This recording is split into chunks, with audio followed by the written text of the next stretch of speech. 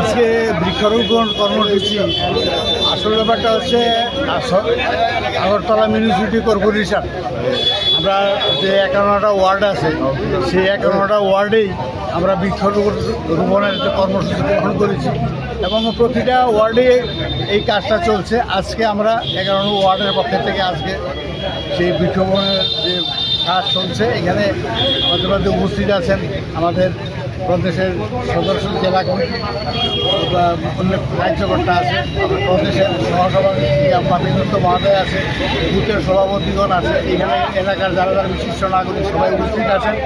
এই একটা জিনিসই আমরা বলবো যে বৃক্ষ রোপণের যে ব্যাপারটা যেটা আছে, কিছু কিছু জিনিস আছে যে আমাদের অন্ন বস্ত্র এবং অন্যান্য যে ব্যাপারগুলি আছে এগুলি হচ্ছে প্রয়োজন মানুষের জীবনে। আর এটা হচ্ছে একটা ম্যান্ডেটারি ব্যবস্থা, যেই ব্যবস্থার যেমন রক্ত তেমন তার সাবস্টিটিউট নাই, বৃক্ষেরও কোনো সাবস্টিটিউট নাই, যেখান থেকে আমরা অক্সিজেন গ্রহণ করি, কার্বন ডাই অক্সাইড বাইর করি।